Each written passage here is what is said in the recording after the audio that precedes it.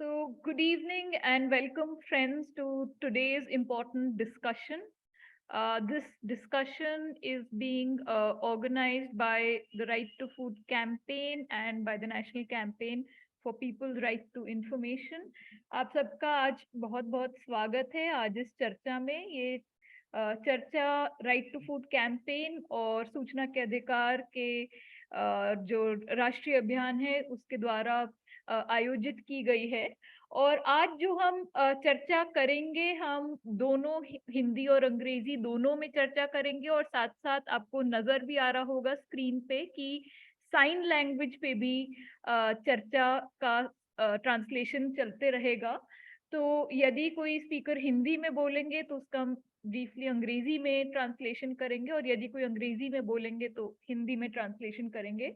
So friends, today's conversation will be bilingual. In fact, it will be trilingual in a way because we'll have Hindi, English, and we have sign language on the screen. We'll have the sign language interpreter throughout this conversation pinned onto our screens.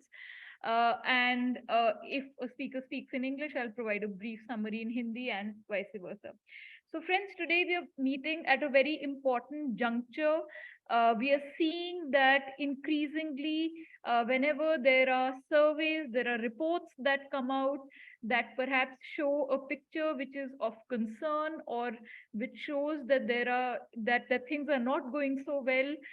There is a lot of criticism of such surveys. At times, we see that the methodology is also critiqued, and it's said that these surveys are not apt for our conditions.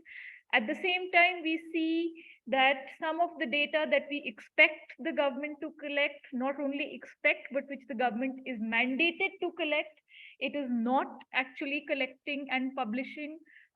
We will also be touching upon issues of the delay in the census of 2021 and how that impacts all of us, how that impacts our country, and how that impacts people's rights. In fact, the webinar today is titled Data Games Impact on People's Rights. Along with this, we'll also be touching on two other important issues. One is the whole issue of data leak, especially the big COWIN leak that we are all aware of and that we would have read, wherein the details of vaccination status, including personal details of all Indians who were vaccinated, which were actually collected and placed in a single app, COWIN, those were freely available on various Telegram channels for people to query and to access personal information. And we'll also be touching on the issue of the proposed Digital Personal Data Protection Bill, which is more commonly known as the Data Protection Bill, which will be introduced in the upcoming session of Parliament in the monsoon session. And we'll be hearing from people on how this bill will affect our rights, how it will affect the whole data framework in the country, and how will it affect also our right to access such data. Briefly in Hindi, तो दोस्तों आज की जो चर्चा है, हमारे चर्चा का नाम है डेटा गेम्स और इसका क्या प्रभाव होता है लोगों के अधिकारों पे। आज हम चर्चा करेंगे कि हमने देखा है पिछले कुछ सालों में कि जब भी कोई सर्वे या डेटा ऐसा निकल के आता है या रिपोर्ट निकल के आती है जिसमें कि कुछ चिंता के विषय होते हैं, जो कभी दर्शाता है कि सब कुछ अच्छी तरीके से नहीं चल पा रहा, हो सकता है कि कहीं पे वो दिखाता हो कि गरीबी बढ़ रही है, कहीं पे वो दिखाता हो कि लोगों के पास खाने के लिए उतना नहीं है जितना होना चाहिए। तो हम देखते हैं कि कई बार सरकार की ओर से जो पूरा एक क्रिटिक रहता है वो ये रहता है कि ये सर्वे सही नहीं है, इसको जिस तरीके से किया गया वो सही नहीं है।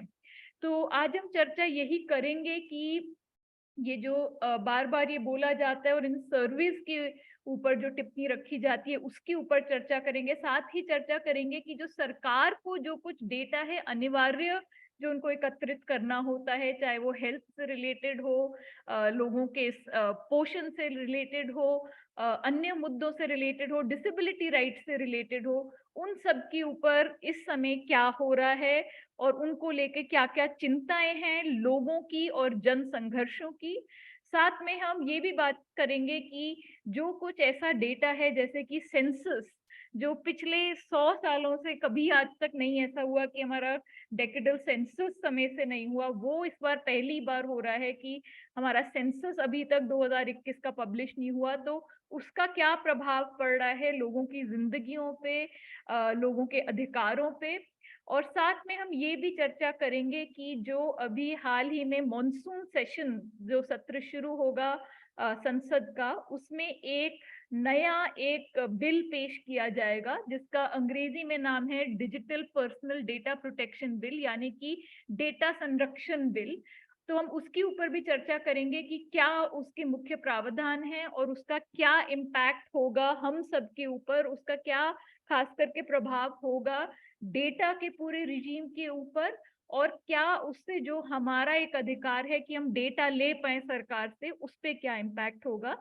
साथ ही में हम चर्चा ये भी करेंगे कि जो पूरा अभी हम सब ने देखा कि जब डेटा लीक हुआ कोविन ऐप का, जहाँ पे कि पूरे भारतवर्ष में जितने लोगों ने अपना टीकाकरण कराया था कोविड वैक्सीन का, उसको लेकर क्या क्या चिंताएं हैं, उसको लेकर जो कुछ लोग हैं जो डेटा के मुद्दों पे कई सालों से काम कर रहे हैं, वो इन चीजों को कैसे देखते हैं।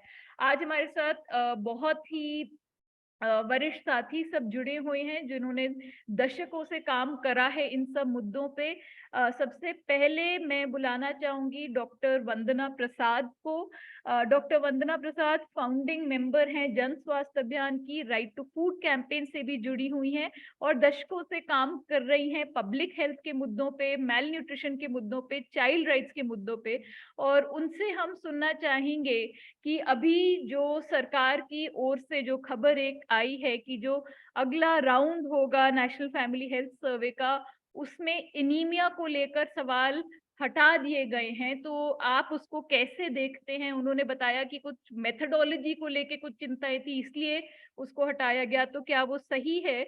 और साथ में हम आपसे ये भी सुनना चाहेंगे कि आज ही एक आर्टिकल भी आया है इंडियन एक्सप्रेस में, जो कि जो प्रधानमंत्री की इकोनॉमिक एडवाइजरी काउंसिल है उनकी एक सदस्य ने लिखा है, जिसमें इन्होंने बोला है कि ये सर्वेज में ही कुछ जो तरीका है करने का उनको लेके कुछ गड़बड़ियां हैं और इसलिए कई बार ये सर्वेज ठीक से कैप्चर नहीं कर पाते देश के हालात। सो our first speaker for today will be Dr. Vandana Prasad. She is a founding member of the Jan Swasthya Abhiyan and is a member of the Right to Food campaign. She's been deeply engaged for several decades on issues of public health, malnutrition, and child rights. And we request her to speak to us about the recent news that we've heard of removing questions related to anemia measurement from the National Family Health Survey, and whether what the government is saying that it's due to concerns regarding methodology, how correct and appropriate is that.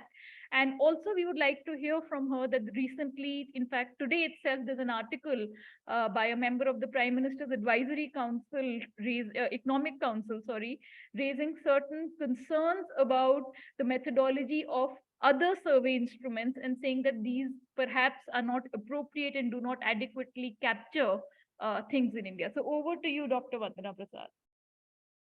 Amrita, बहुत बहुत धन्यवाद, इतना विस्तार से आपने मेरा परिचय दिया। आप लोग मुझे अच्छे से सुन पा रहे होंगे शायद। ये बहुत ही महत्वपूर्ण चर्चा है और इस पे एक्चुअली हमें आज तो एक वेबिनार है, लेकिन इसमें बहुत विस्तार से, बहुत गहराई से हमको इसमें घुसना पड़ेगा, क्योंकि एक तरीके से जब हम एक सामुदायिक स्तर पे स्वास्थ्य किसी भी मुद्दे को, मतलब वो गरीबी का मुद्दा हो सकता है, वो खाद्य सुरक्षा का मुद्दा हो सकता है, वो स्वास्थ्य का मुद्दा हो सकता है, शिक्षा का मुद्दा हो सकता है, जब हम एक पॉपुलेशन लेवल यानी कि एक बड़े पैमाने पे जब किसी भी को देखते हैं और उसके लिए हमें नीतियां बनानी है या कार्यक्रम बनाने हैं, तो आंकड़े बहुत महत्वपूर्ण होते हैं। मतलब ये तो एक गिवन है, आंकड़े बहुत महत्वपूर्ण चीज होती है। लेकिन जो आप कह रही थी शुरू से, मतलब जो पक्ष हम उठाने की कोशिश कर रहे हैं वो ये बताते हैं कि आंकड़े भी, जैसे कि साइंस है या मैथ्स है या कोई भी चीज है, आंकड़े अपने आप में कुछ होते हैं, लेकिन आंकड़ों की भी राजनीति है। जैसे कि हर चीज की राजनीति होती है, जैसे स्वास्थ्य की राजनीति होती है, शिक्षा की राजनीति होती है, साइंस की राजनीति, विज्ञान की राजनीति होती है, ज्ञान की राजनीति होती है, वैसे आंकड़ों की भी राजनीति होती है। और हम पिछले कुछ सालों से खास तौर से ये बहुत स्पष्ट तौर से देख रहे हैं कि ये आंकड़ों की राजनीति क्या है। और इसको क्योंकि ये थोड़ा सा तकनीकी मामला है और इसको जरूरत से ज्यादा तकनीकी बनाया भी जाता है, तो ये एक बहुत ही जटिल सा मामला हो जाता है, जिसमें आम जनता आम इंसान जिनके ऊपर इन आंकड़ों का प्रभाव पड़ता है, जैसे आपने कहा, उनको ये समझने में बहुत मुश्किल पड़ती है कि ये आंकड़ों की राजनीति क्या चल रही है। इसलिए इस तरीके की जो चर्चा है वो अभियानों के लिए बहुत ही अति महत्वपूर्ण है। दीपा, मैं और हम कुछ और साथी, हम लोग 2 केस स्टडीज उभारने की कोशिश करते आए हैं। उसमें वीना भी हैं और मतलब सिल्विया इत्यादि ने अभी हाल में एक दस्तावेज निकाला था, आप लोगों ने देखा भी होगा। तो हम लोग 2 चीजों को आजकल देख रहे हैं जो लोग खाद्य सुरक्षा से जुड़े हुए काम करते हैं। एक तो है कि ग्रोथ स्टैंडर्ड्स, यानी कि पोषण कुपोषण को मापने के जो मापदंड है, उसमें भी यही बात आ रही है कि ये मापदंड ही गलत है, इसका मेथड, इसका नापने का तरीका ही गलत है। और अगर हम इसको सही तरीके से या किसी अन्य तरीके से नापते हैं तो हमारे देश की स्थितियां इतनी खराब नहीं है जितनी की बताई जा रही है। एक ये मामला चल रहा है। और दूसरा, जैसे आपने कहा, जिसपे आज ज्यादा मैं बात करूंगी, वो है अनीमिया का मामला। कि वो सेम बात कि आंकड़े दिखा रहे हैं कि अनीमिया मतलब कि खून की कमी बहुत ज्यादा है, लेकिन वो नापने का तरीका ही गलत है। और इसमें मैं और विस्तार से आगे बताऊंगी, नापने का तरीका ही गलत है। और अगर हम सही तरीका अपनाते हैं तो ये उतना गंभीर समस्या नहीं होगी जितने की बताई जा रही है। तो मतलब मुख्य तौर से जो जो थ्रस्ट होता है, मतलब जो आजकल जो जो डिबेट चल रही है, कि कुछ लोग ये कहने की कोशिश कर रहे हैं कि आंकड़े जिस तरीके से निकाले जा रहे हैं वो गलत हैं, और देश की, और उनका तात्पर्य ये निकालते हैं इस बात का कि देश की जो हालात हैं वो उतने बुरे नहीं हैं जितने कि हम लोग, कुछ लोग जिनको हम कई कई नाम दिए जाते हैं, अर्बन नक्सल से लेके देश विरोधी से लेके, कि हम जो बता रहे हैं कि देश में हालात खराब हैं, लोगों की जिंदगियों के हालात खराब हैं, वो उतने खराब नहीं है जितने दिखाई जा रहे हैं। और इसमें कोई राजनीतिक कारण है जिस वजह से हम जैसे लोग, जो हम भी शोध करते हैं, हम भी रिसर्चर्स हैं, हम भी साइंटिस्ट हैं, हम भी वैज्ञानिक हैं, लेकिन अगर हम कहते हैं कि नहीं, ऐसा ऐसा नहीं है कि ये सारे आंकड़े गलत हैं और इनको एकदम से हटा देना भी सही नहीं है, वो बताया जाता है कि ये किसी राजनीतिक कारण से ऐसा कहा जा रहा है। अगर हम सही तौर से आंकड़ों को इकट्ठा करेंगे तो इसमें कोई खास इतनी समस्या नहीं है जितनी की बताई जाती है। तो इसका ये अच्छा उदाहरण है जो आज आपने इंडियन एक्सप्रेस के आर्टिकल की बात की, उसको मैंने अभी अभी 5 मिनट पहले ही पढ़ा, कि इस ये क्या इसमें क्या राजनीति चल रही है, और किस तरीके से कुछ सही बिंदुओं को लेते हुए उसमें जो जो तात्पर्य निकलता है, उसका जो निष्कर्ष निकाला जा रहा है, वो कितना बायस निकलता है। तो इस इंडियन एक्सप्रेस जिन्होंने पढ़ा होगा वो और अच्छे से समझेंगे। नहीं तो मैंने सजेस्ट भी किया था कि इसको आप शेयर कर दीजिए, फ्लैश कर दीजिए। एक छोटा सा ही आर्टिकल है, वो क्या चीजें बोल रहा है। 2 बिंदु वो मुख्य तौर से उठा रहा है। एक चीज वो कह रहा है कि सारे सर्वेस का जो ढांचा है, वो ढांचा एक बहुत पुराने सेंसस से आ रहा है। वो सही है, मतलब 2011 का सेंसस, हम भी तो ये कह रहे हैं ना कि भाई ये सेंसस पुराना हो गया, और एक पूरा सेशन, इसमें पूरा सत्र, एक स्पीकर इसी पे बात करेंगे। तो वो ये आर्टिकल ये कह रहा है कि सेंसस पुराना है, इसलिए हर सर्वे का डेटा निकालने का फ्रेमवर्क वो भी उतना ही पुराना है जितना पुराना सेंसस है। और उससे वो 2 भारी समस्याएं निकाल रही है, ये जो जिन्होंने लिखा है, 2 समस्याएं। पहली समस्या ये निकाल रही है कि क्योंकि सेंसस पुराना है तो जितना अर्बनाइजेशन, मतलब कितना जितना शहरीकरण हुआ है, वो वो ठीक तरीके से नहीं नाप पा रहा, क्योंकि वो तो इतने ही साल पुरानी बात हो रही है। और अब हमारा जो शहरीकरण है वो ज्यादा हो गया है। ये मुद्दा सही है, ये बिंदु सही है। दूसरा जो वो कह रही है वो भी कुछ हद तक सही है, कि जितने भी आंकड़े आते हैं या सर्वेक्षण होते हैं, उसमें जो अमीर लोग होते हैं वो वो भागीदार नहीं होते, इसलिए जो अच्छी चीजें हो रही हैं देश में वो उससे छूट जाती हैं। तो एक तरीके से वो भी सही है। ये दोनों बिंदु जो उन्होंने कह दिए उसमें कोई खास प्रॉब्लम नहीं है। लेकिन इसका निष्कर्ष क्या निकाल रही है ये देखिए। मतलब ये इतनी इंटरेस्टिंग, इतनी रोचक बात होती यदि इतनी दुखद ना होती। मतलब ये जो बोल रही है बहुत एक पावरफुल इंसान है, वो एक हमारे इकोनॉमिक एडवाइजरी कमिटी की सदस्य हैं, और प्राइम मिनिस्टर को ये अपनी राय देती हैं। सो किसी ने बोला इंग्लिश ट्रांसलेशन, मैंने सोचा कि ट्रांसलेट करेगी तो मैं एक ही भाषा में बोल दूं तो आसान रहेगा। I could easily mix both, दो it's important. I think these are technical things that are quite important to translate. तो ये 2 बिंदु जो थे वो सही थे, लेकिन इसका निष्कर्ष ये निकाल रही है कि क्योंकि अर्बनाइजेशन ज्यादा हुआ है, शहरीकरण ज्यादा हुआ है, तो स्थितियां और अच्छी दिखती यदि हम आज का कोई सेंसस लेके चलते। अब ये मामला इनको कैसे पता लगा?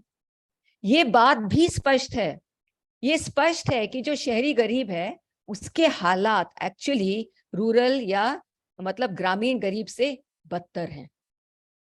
तो इन्होंने कैसे इस बात को मान लिया कि जो अगर शहरीकरण का पूरा आंकड़ा हमारे पास होता या शहरी सारे इंसानों का आंकड़ा होता तो आंकड़े अच्छे हो जाते, सुधर जाते। ये कहां से निकाल लिया इन्होंने कहने के लिए एक अखबार में, पहली बात। और दूसरी बात जो बता रहे हैं कि अमीर लोग अपनी भागीदारी नहीं निभाते, इसलिए अच्छी चीजें हमें उभर के नहीं आ रही हैं, क्योंकि अमीर लोगों ने बताया नहीं अपनी बात। तो अगर वो बताते तो एवरेजेस और भी अच्छे निकलते, लेकिन क्योंकि अमीर लोग अपनी बातें नहीं बताते हैं, इस बात से एक और चीज छुपती है, वो है जो भारी गैर बराबरी चल रही है। अभी जो हम इतनी गैर बराबरी देख रहे हैं अमीर और गरीब के बीच में, यदि सही अमीर जो ये बिलियनर्स भी हैं, जो कि ऑब्वियसली किसी सर्वेक्षण में शामिल नहीं होते, यदि वो भी आ जाते तो ये गैर बराबरी का स्तर और अधिक बिखरा हुआ दिखाई देता। तो इन्होंने निष्कर्ष क्यों निकाले? मेरी समस्या ये है कि एक साइंटिस्ट होने के नाते बिंदु उठाए, बिंदु सही थे, इसके निष्कर्ष कैसे ये निकाले, ये बिल्कुल गलत है और यही बराबर चल रहा है। तो ये तो था आज की आर्टिकल की, मेरे को बहुत इंटरेस्टिंग लगा। आपने थैंक यू, आपने मुझे भेजा, मेरे घर में इंडियन एक्सप्रेस नहीं आती, मैंने देखा नहीं था। तो ये ही तरीका अपनाया जा रहा है कि कुछ सही चीजों को बताते हैं, क्योंकि आंकड़े और शोध में रिव्यूज होना जरूरी है, उनको बार बार देखना जरूरी होता है और उनको उनमें तब्दीली लाना भी जरूरी होता है, इसमें कोई दो राय नहीं है। लेकिन आप किस मंशा से इसको कर रहे हैं ये ज्यादा जरूरी है देखना हमारे लिए एक कैंपेन में। और मंशा यही है कि हम दिखा दें, किसी भी तरीके से दिखा दें कि गरीब गरीब नहीं है, भूखा भूखा नहीं है, कुपोषित कुपोषित नहीं है, और जिसको खून की कमी है उसको खून की कमी नहीं है। अब अगर हम खून की कमी का उदाहरण लें तो क्या हो रहा है, तो हुआ क्या था, मैं इसकी थोड़ी सी कहानी। एक और चीज आर्टिकल में बहुत इंटरेस्टिंग, उन्होंने खुद ही आंकड़ा दिया है, वो दिखाने की कोशिश कर रही थी कि सर्वे और जो सच्चाई है उसमें कितनी दूरियां हैं। ग्राफ है उस आर्टिकल में, यदि उसको फ्लैश कर देते तो अच्छा होता। लेकिन एक जगह में फर्क नहीं दिखाई पड़ रहा, और वो कौन सी जगह है? वो NFHS 4 है, जहां पे उनका प्रोजेक्शन देखिए, NFHS 4 को दिखाइए इसमें, हाँ राउंड 4 NFHS, ये उनका प्रोजेक्शन और जो सर्वे बोल रहा है वो एकदम नजदीकी में बैठे हुए हैं। तो NFHS 4 में कोई उनको भी प्रॉब्लम, मतलब उन्होंने कह तो दिया है कि सारी सर्विस खराब है, लेकिन NFHS 4 और उनकी बताई गई सच्चाई में कोई दूरी नहीं है। तो ये इसको ध्यान में रखिएगा जब हम अनीमिया की बात करते हैं। इट्स वेरी इंटरेस्टिंग कि in the same graph she is only validating NFHS data. तो अब क्या हुआ, NFHS 4 में अनीमिया काफी बढ़ा हुआ था ही। फिर क्या हुआ, NFHS 5 के जब आंकड़े आए तो अनीमिया का दर बढ़ गया था, बच्चों में भी और महिलाओं में भी। और ये इसमें हम सब भी चर्चा कर रहे थे कि ऐसा क्यों हुआ, क्योंकि ट्रेंड्स जो हैं, सेक्युलर ट्रेंड्स जो हैं, वो धीमे धीमी गति में बेहतर दिखाई पड़ते हैं, मतलब 1-2% का वो बेहतरी दिखती है हमको हर जगह। तो ये बदतर क्यों हुए, इसका कोई बहुत हमारे पास कोई बहुत ठोस जवाब नहीं था। इस पे हम लोग सब टटोल रहे थे, एज साइंटिस्ट, वैज्ञानिक होने के नाते हम लोग सब इसको ढूंढ रहे थे कि भाई ये आंकड़े बढ़े हुए क्यों दिखाई दिए हमको, बच्चों में अनीमिया बढ़ क्यों गया और बड़ों में भी, मतलब महिलाओं में भी अनीमिया बढ़ क्यों गया। इसके कोई बहुत ठोस जवाब हमारे पास नहीं था। कुछ चर्चाएं चल रही थी कि हो सकता है कोविड का असर रहा हो, या जो बढ़ती हुई महंगाई है, खाने में खाद्य सुरक्षा के मसले हैं, उनका मामला हुआ हो, लेकिन हमारे पास भी बहुत ठोस आंकड़े इस पे नहीं थे। लेकिन हम लोग चर्चा कर रहे थे, इन पे कोशिश कर रहे थे इसकी जवाब करने की। अब फिर क्या होता है कि उसी समय में ये बोला जाता है कि ये मापदंड गलत हैं। तो इसमें भी मतलब ये भी एक रोचक चीज है कि हमारे ही साथी लोग हैं जो जिन्होंने फोर्टिफिकेशन का विरोध कर रहे थे, क्योंकि उनको लगा कि फोर्टिफिकेशन एक अच्छी चीज नहीं है, उससे आयरन देना अच्छी चीज नहीं है। वही साथ में ये भी कह रहे हैं कि अनीमिया उतना नहीं है जितना कि दिखाया जा रहा है। तो उन्हीं का एक पेपर आया था, उस पेपर में उन्होंने ये कहा था कि उनके जो आंकड़े थे वो बता रहे थे कि यदि एक दो चीजें कह रहे थे। एक तो कि जो तरीका है सैम्पलिंग का, क्योंकि आपने देखा होगा हीमोग्लोबिन का जो बड़े सर्वे में, जो अभी हमारा जो सर्वे होता है, वो यहाँ से खून लेता है ना, कैपिलरी ब्लड सैम्पलिंग होता है, वो हमारे नसों से खून नहीं निकाल रहा है। तो उनका ये कहना था कि अगर आप यहाँ से खून लेते हैं तो आपको दर, वैसे भी अनीमिया का दर बढ़ा हुआ दिखाई देता है, ये है, मतलब ये सच्चाई है, तो ठीक है, लेकिन वो हर सर्वे में वैसे ही हो रहा है ना। तो तुलना के लिए वो कोई गलत नहीं है कि आप हर सर्वे में वही मेथड यूज कर रहे हैं, तो आगे के भी सर्वे में वही मेथड यूज करेंगे, घट रहा है तो घट रहा है, बढ़ रहा है तो बढ़ रहा है। लेकिन उनका कहना था कि हमें वीनस ही करना चाहिए, जिससे कि सही मात्रा में हमको अनीमिया समझ में आए। तो वीनस सैम्पलिंग एक उनका मुद्दा था। दूसरा उनका मुद्दा था कि जब उन्होंने अपने आंकड़े दिखाए कि जब उन्होंने मतलब स्वस्थ बच्चों का उन्होंने मुआयना किया, तो उन्हें ये नजर में आता था कि हीमोग्लोबिन मतलब नॉर्मल हीमोग्लोबिन जो है वो थोड़ा कम रखे तो बेहतर होगा, और अगर उसको कम रखते हैं तो ऑब्वियस सी बात है कि अगर नॉर्मल हीमोग्लोबिन को ही कम रखते हैं, उसका स्तर ही कम रखते हैं, उसका लेवल ही कम रखते हैं, तो अनीमिया का दर भी गिरेगा। अगर पहले हम ये सोचते थे कि 11 से ज्यादा होना है बच्चे का हीमोग्लोबिन, और अगर 11 से ज्यादा नहीं है तो अनीमिक है, अब हम कह दें कि उसको 10.5 पे ही चलेगा, तो ऑब्वियसली इतने सारे बच्चे जो पहले अनीमिया कहलाते थे वो अब अनीमिक नहीं होंगे, क्योंकि वो 10.5 और 11 वाले जो बच्चे थे वो अब अनीमिक नहीं है ना। तो केवल मेथड बदलने से ये होता कि जो दर बताया जा रहा है NFHS 4-5 में वो आधा हो जाता। केवल ये मेथड, ये दो तरीकों से मेथड को बदलने से। क्या दो तरीके? एक तो यहां से ना खून लेते हुए, नस से खून लेते हुए, और दूसरा जो हीमोग्लोबिन, नॉर्मल हीमोग्लोबिन का स्तर है उसको घटा देने से, बस इतना ही कर देने से मैथमेटिकली, चाहे इंसान में कोई बदलाव आया हो चाहे नहीं आया हो, आप मैथ्स के जरिए से ही, जिस मेथड्स के जरिए से आप दर को आधा दिखा देंगे। So the prevalence will come down by half. अब प्रॉब्लम क्या है? प्रॉब्लम ये है, और इसमें मतलब ये जो उनका जो डेटा है वो एक अलग बात है, लेकिन वीनस और कैपिलरी में कोई उतना डिबेट नहीं है। हाँ, वीनस में करेंगे तो उसका ओवर एस्टिमेशन कम होगा, लेकिन अब प्रॉब्लम ये है कि ऐसा करने से यदि हम अब बोला गया, इसके बाद क्या बोला गया, इस ये शोध की रिपोर्ट आई उसके बाद बोला गया कि NFHS 6 में हम अनीमिया नहीं नापेंगे। इसका आधार लेते हुए, इस पेपर का आधार लेते हुए, अब NFHS 6 में अनीमिया हम नहीं नापेंगे। अब ये बिल्कुल ही गलत है। ये क्यों गलत है? क्योंकि अगर आप NFHS 6 में एनीमिया नहीं नापेंगे तो आपको कोई अब बेसलाइन नहीं है, आपके पास कोई मतलब तुलनात्मक तरीका नहीं होगा कि पहले और अब में क्या फर्क आया, क्योंकि पहले कभी तो वीनस सैंपलिंग से सर्वे हुआ नहीं है, और साथों साथ आपने ये राइस फोर्टिफिकेशन का कार्यक्रम कर दिया पूरे देश भर में। माने 80 करोड़ लोगों के लिए आपने राइस फोर्टिफिकेशन भी चला दिया, जिसपे हम लोग विरोध करते आए थे। अब कोई नहीं कह पाएगा कि राइस फोर्टिफिकेशन की वजह से अनीमिया घट गया, या आपने जो सारे मेथड्स में बदलाव लाए उसी की वजह से अनीमिया घट गया, क्योंकि उसकी वजह से तो अनीमिया घटना ही था, वो तो मैथ्स की बात है, वो तो गणित की बात है, वो तो घटना ही था। तो ये करने से आप कोई अब बता नहीं पाएगा कि ये राइस फोर्टिफिकेशन से कुछ फायदा हुआ या नुकसान हुआ, अनीमिया में कोई बढ़ोतरी हुई या घटोतरी हुई, क्योंकि आपने मेथड ही चेंज कर लिया, ना इसका आगा ना इसका पीछा। तो कोई तुलनात्मक हमारे पास कोई तरीका ही नहीं रहेगा अनीमिया का बताने के लिए कि अनीमिया में हुआ क्या है इस देश में। कमाल करते हैं, मतलब आपने एक इतना महंगा 80 करोड़ पे असर करते हुए कार्यक्रम का ऐलान करते हुए आपने उसके आंकड़े हटा दिए। ये मतलब ये इससे मतलब अधिक एक गंभीर और फूलिशनेस, मतलब इस utter criminal foolishness I would say in public health, कि you have removed every baseline. जो उन्होंने पायलट्स किए थे उसमें कोई आंकड़े नहीं थे, उसमें कोई बेसलाइन नहीं था। अब NFHS का बेसलाइन काम नहीं करेगा, आपने एक बड़ा सा कार्यक्रम डाल दिया, कोई नहीं कह पाएगा कि अच्छा हुआ बुरा हुआ क्या हुआ। अच्छा जो दिखेगा अनीमिया में वो गणित की वजह से दिखेगा, और वो बोलेंगे कि राइस फोर्टिफिकेशन से, मतलब वो बोल सकते हैं कि राइस फोर्टिफिकेशन, क्योंकि राइस फोर्टिफिकेशन भी हुआ है और ये मेथड्स भी चेंज हो गया है, बेसलाइन भी नहीं था, तुलना भी नहीं। और किससे तुलना नहीं हो पाएगी? किसी और देश से तुलना नहीं हो पाएगी, क्योंकि ये एक बड़ी चीज है जो हम कहते रहते हैं कि देखो आपको आंकड़ों से समस्या है, आपको WHO के स्टैंडर्ड से समस्या है, WHO के एनीमिया के स्टैंडर्ड से भी समस्या हो गई, और WHO के पोषण कुपोषण के स्टैंडर्ड से भी समस्या हो गई। हम कहते हैं कि सारे ही लोग वो स्टैंडर्ड्स यूज कर रहे हैं और सुधार दिखा रहे हैं, तो आप भी कर सकते हैं। अगर वियतनाम दिखा सकता है, अगर बांग्लादेश दिखा सकता है, तो हम भी दिखा सकते हैं। फिर वो भी तो, उनमें भी तो वही लिमिटेशंस है ना, वही सीमाएं, उनको भी आंकड़ों की, हमारी जैसी जनता है उनकी भी। हम USA की बात नहीं कर रहे, हम इंग्लैंड की बात नहीं कर रहे, हम तो बांग्लादेश की बात कर रहे हैं, वियतनाम की बात। तो अब हमारे पास कोई तरीका नहीं होगा, क्योंकि इंडिया अपना ही मापदंड बना के चलेगा।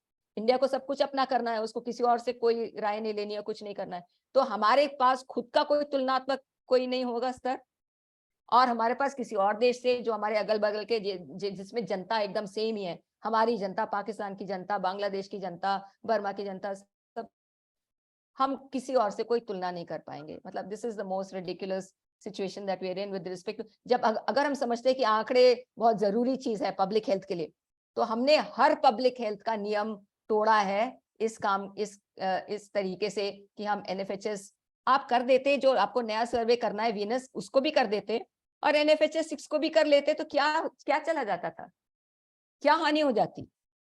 ये सवाल है कि इसको करने की जरूरत क्या पड़ी।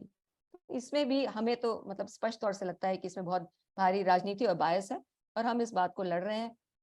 ग्रोथ स्टैंडर्ड्स की बात शायद हम किसी और वेबिनार में और कर लें, तो मैं अभी अपनी बात को यहीं समाप्त रखती बहुत बहुत धन्यवाद वंदना आपका, क्योंकि आपने बिल्कुल डेटा गेम्स और data politics, the politics of data, वो भी आपने पूरा बहुत ही स्पष्ट करा.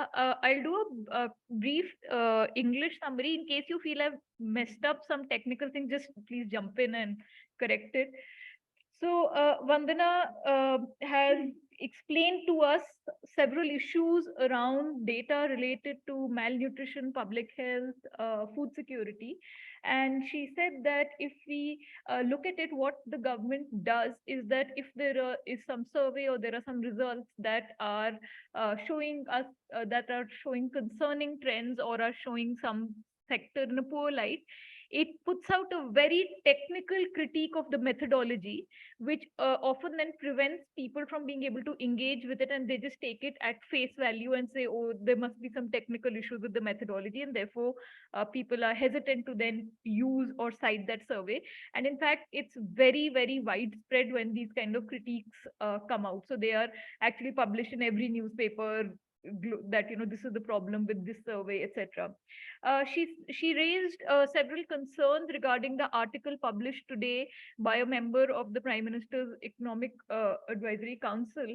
And she says the article raises two key issues, both of which she says are correct, but then the conclusions that it goes on to draw are extremely problematic. And I think that's where Vandana also emphasized that there is a politics of data, how you read data, how you connect data, and what you conclude is driven by the politics of it. She said one of the things that the article today points out is that the sampling of some of the surveys is rather old now, because we've not had a census since 2011, and Yeah, it's a therefore sampling framework which is used then subsequently for all surveys to use for their samples. So it's a fundamental framework that okay, yeah. so because all other surveys are based on the census data, and we have not had a census since 2011, therefore, none of the surveys adequately capture the phenomenon of urbanization, and therefore they continue to perhaps show a larger percentage of the population in rural areas. The second thing that the article points out is that the rich or the better off are not adequately represented in such samples, and they tend to focus on those who are worse off or who are poorer. Vandana said that both of these are correct observations. Of course, the fact is that the government itself has to do the census and therefore has to be answerable and accountable as to why they have not done it and why we are still relying on figures that now are actually 12 to 13 years old. But she said what it fails to reflect on, the reality is that very often the urban poor are actually much worse off than the rural poor. And we especially saw that through COVID, when they had nothing to rely on, no land or food produce that they could rely on. And she said also one has to, if you're saying that the rich are underrepresented, you also then have to look at the extreme inequality in our country. So she said that if we also tag along with this another issue, it is that all of these surveys have been going on for several decades in our country, and therefore, given whatever shortcomings there might be, they actually provide a comparative scale to us. So one can actually look at it from that, what was it in, say, 1980s to now what was it in the 2000s, and today where are we? You could even look at it from the time of independence. Now, if we choose to discard all these surveys due to certain concerns or shortcomings of methodology, that then completely takes away the comparativeness of the data, and it also prevents people from raising issues of accountability in a sense. So she said that every survey will obviously have some drawbacks, some flaws, but the fact that we've had them for several years is actually the backbone of data that everyone uses, public health activists use, right to food activists use, concerned scientists, people engage with it, even policies are based on that. So therefore, doing away with everything and proposing a new framework for everything is something very, very concerning. And she said it's something that if it happens, there'll be no way for people to actually then challenge or engage with it, because then what do you compare it to? You're doing away with all benchmarks. Interestingly, she said that the article, in fact, holds up the National Family Health Survey as one of the surveys which is closest to what the author perceives to be the correct picture, the real picture of the country. And she says if on the one hand that's how they view the National Family Health Survey, then it's completely inexplicable as to why they are now proposing changes to the National Family Health Survey.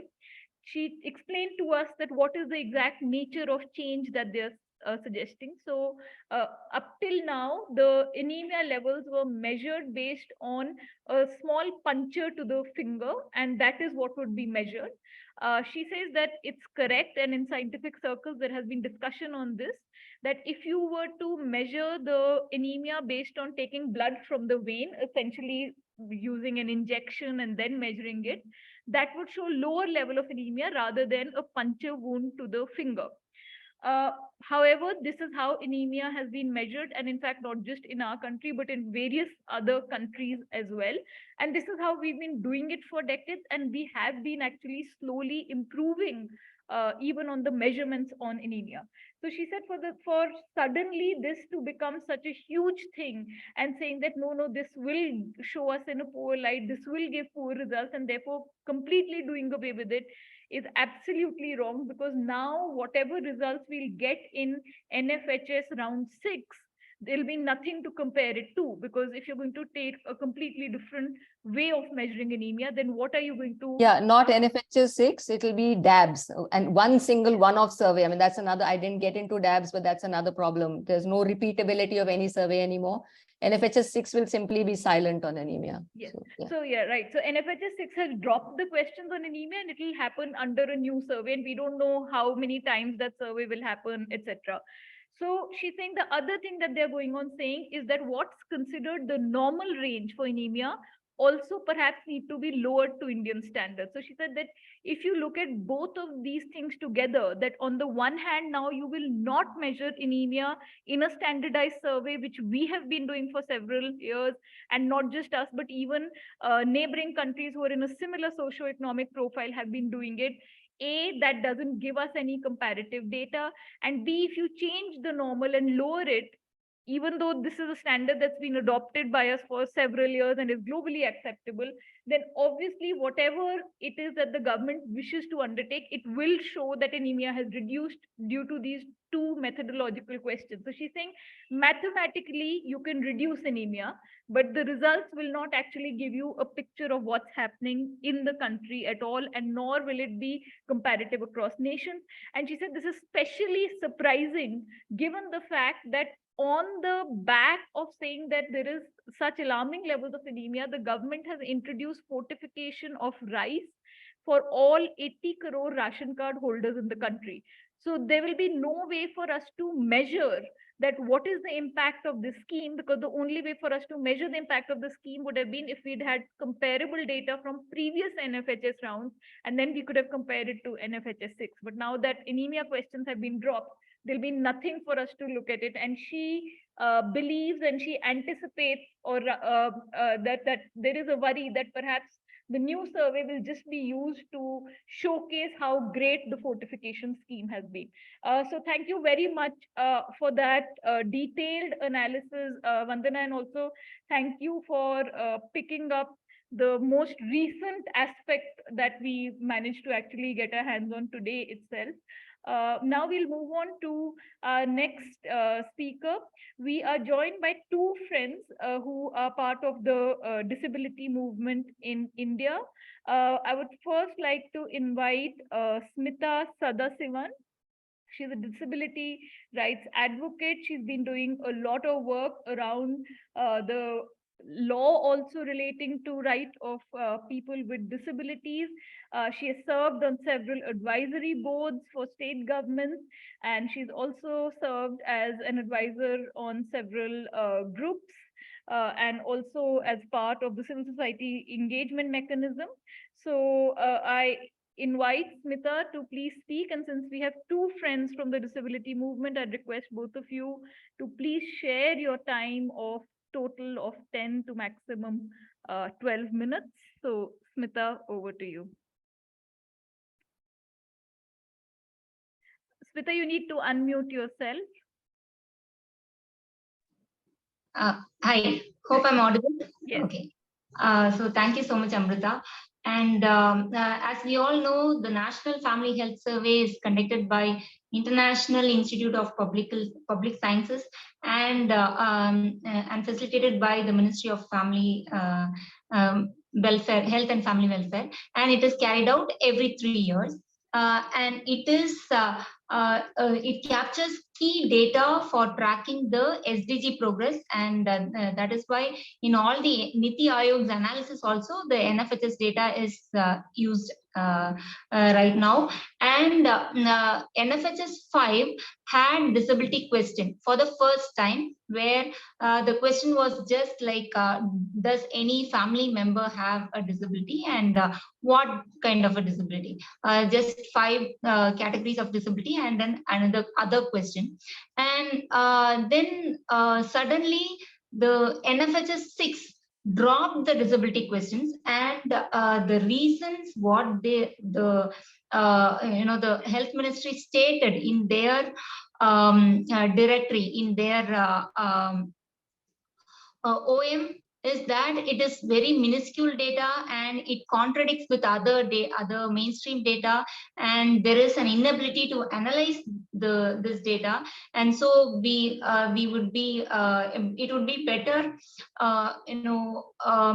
captured in NSSO and Census, and these are the reasons given by the health ministry in their statement. Whereas we we have been from the beginning, for the past 1 year or almost 6 months, we have been behind the health ministry and the disability department also, and trying to strengthen the question. The NFHS, what question was available in NFHS 5, we tried to strengthen it. We were trying to push the Washington group of questions, which is kind of a broad set of questions which actually resonates the life of people, and people can connect, and so we can capture the right estimate, which is given by the WHO, which is nearly 16%. The WHO says in any population in the world, we have 16% of people living with disabilities, and our census says it's just 2.21%. And so the Washington group of questions have established a good percentage across the countries, different countries, and so we have been pushing those, and we have been having constant dialogues with the health ministry, with NHSRC and other offices of the health ministry. And then we came to know suddenly in one of the discussions on SDGs with the UN agencies that the question is totally dropped. And then we started working towards that. We started advocating. We wrote a lot of representations on individual basis and collective representations. We got nearly 2,600 endorsements over a night, and we sent it to the health ministry. And apart from that, we took the support of MPs. 2 MPs wrote letters to the health ministry, supporting the inclusion of disability question in the NFHS 6. question. And we also took a social media campaign. We garnered support with the media. We got many articles published on why disability questions should not be dropped from NFHS 6. And we also have been conversing with Department of Empowerment of Persons with Disabilities, and CPIM came to our support, and they published a Politburo statement where they also supported us in saying that NFHS 6 should have disability questions. We also filed RTA, but we never got any reply for the RTA that we filed. And apart from that, we have been contacting NHSRC, CRC. CRC gave the Child Rights Commission Delhi gave a statement saying that NFHS 6 should include disability questions. And apart from that, we have filed public interest litigations also in 3 cities: Chennai, Bengaluru, and Kolkata. So we have been trying to fix an appointment with the Health Minister and the Prime Minister, but we are not yet successful. So we have exhausted all the ways to reach the authorities, but the authorities know that this issue is going on, and people are raising their voice, their concerns, but we are nobody is responding actually. And my colleague Vaishnavi would be able to say more on details on how important data is being missing, and what different aspects are missing in this crucial decision which is made by the Health Ministry. Thank you.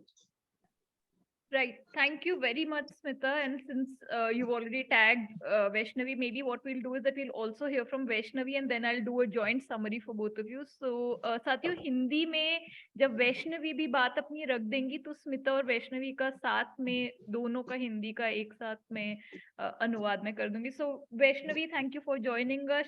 Vaishnavi is a co-founder of the Banyan, member of the Disability Rights Alliance.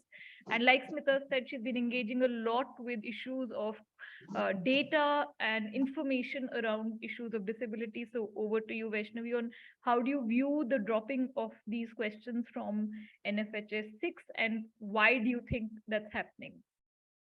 Yeah. So I'd first like to say that the disability sector has really outdone itself with its advocacy for the NFHS.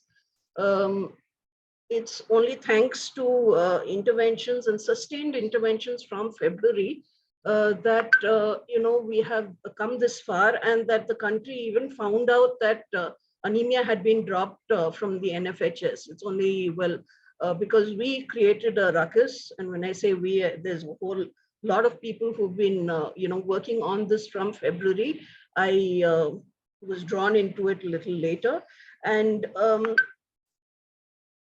the point I'd like to make, and Smita has already touched on that, is that everybody keeps talking about numbers. So when we, when I reached out to a member of the Technical Advisory Committee of NFHS, and I said, at least can't you, the question that you had on NFHS 5 had a lot of shortcomings. So, but at this very late stage, why don't you just restore the question at least, so there is some continuity, and we'll look at improving the question later, in future surveys. And his response was like very numbers oriented. And that is such a blinkered way of looking at something that is all around us. And that is something that people are not getting. It's not a question of just numbers, because we all know that the numbers are actually around 15 to 16%. It's a question of, surveys evolving, through time, so that we bridge this gap of what is being reported on the ground and what is being understood as disability to what is more likely a figure globally, and perhaps it could be even more than 15 to 16% in India. So it's not about numbers. It's never been about numbers, but it's a question of presence. And when I say it's a question of inclusion, it's not just inclusion for inclusion's sake. It's not just a question of, having questions on disability. It's also a question of having, answers on disability, in the sense that, the NFHS schedule, if you go through it, it has a whole bunch of questions, and it has, multiple choice questions, a list of answers. And disability does not, kind of figure anywhere over there, even though it patently should. And that's again something that I brought up with the TSC member, and everybody kept saying, we've got just 1%, census you got 2%, so you may as well just have it. Or I think the health ministry finally deigned to reply after around a month to various representations, and said that, it's not going to change that much in 3 years. It's not about numbers. It never was about numbers. It's a question of inclusion. It's a question of acknowledging that this is as vital an aspect of our lives as capturing any other kind of vital information. Whether we like it or not, whether we accept it or not, a disability is going to be a part of our lives at some point of time. And therefore, to leave it out, to not count disability as a variable, and disability as an actual, kind of characteristic of the human body, of the human life, of human eventuality, is pathetic. And what really angers me is that, the reasons for dropping this have been taken without, kind of bothering to inform the people who have been engaging with the health ministry right from February. We get a formal answer, we come to know through the media, we get an answer which more or less reflects what the ministry has told the media, much, much later. And the answer is not good enough for us. And we have so many questions, and the questions are not all to do with disability. They're to do with anemia. They're to do with, the overwhelming presence of, focusing only on reproductive health practically. I know it's called a National Family Health Survey, but haven't we come far enough to include other aspects of health and, the kind of conditions that are part of our lives now? So what really is the reason for dropping disability? It's this chasing of numbers and thinking that disability is only a question of numbers. Maybe there is an ulterior motive and nobody wants the numbers of disability to increase officially, because then that's going to mean more money, more resources being, poured into it. Maybe that's the case, but I think it's more likely just, okay, they asked us, we included, and we're not happy with the results, so we're going to drop it. And this is the most important part. Why is the government so stubborn?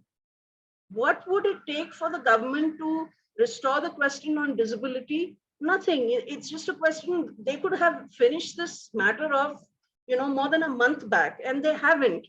And yet, it really depends on who is asking the questions, because Dr. Sylvia Karpagam, who is a public health expert, had, kind of pointed out quite a while back about, some of the more ludicrous, aspects of the National Family Health Survey. One of them was on the mosquito nets and the various mosquito net brands.